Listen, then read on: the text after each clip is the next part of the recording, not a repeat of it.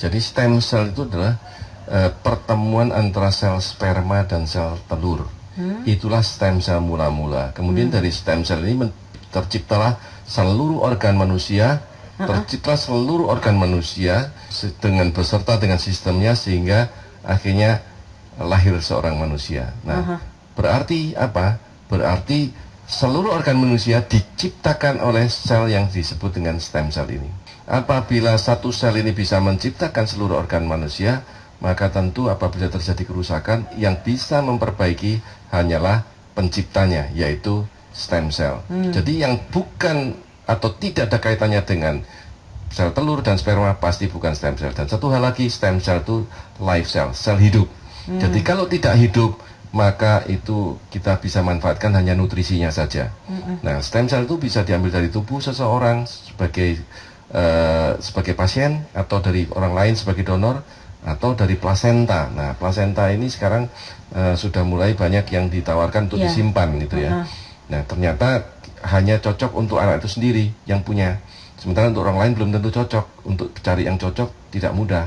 Maka penelitian dilanjutkan dan menemukan bahwa plasenta mamalia bisa digunakan sebagai pengganti daripada plasenta kita.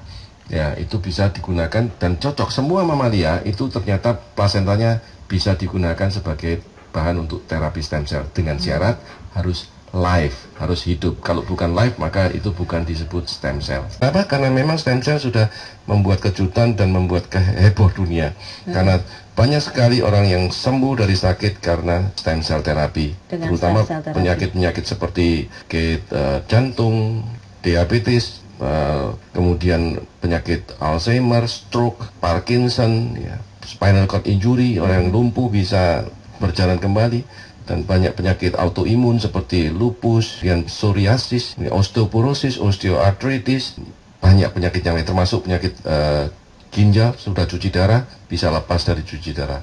Bahkan ada yang buta, ya sudah buta karena syarafnya putus, bisa melihat kembali setelah menjalani terapi stem cell. Nah, ini yang tidak mungkin dilakukan oleh obat-obatan ataupun nutrisi. Kunci untuk kita mencapai kesejahteraan yang Bapak ketahui seperti apa nih, Pak? Sebetulnya mudah sekali. Karena sebetulnya ini kami sudah punya rahasia, punya satu cara yang akan kami berikan pada saat seminar. Bagaimana caranya kita bisa hidup sehat dan sejahtera? Maka judul kami jelas, The Right Way for Healthy and Wealthy. Jalan benar menuju sehat dan sejahtera. Sehatnya bagaimana, lalu untuk sejahteranya bagaimana?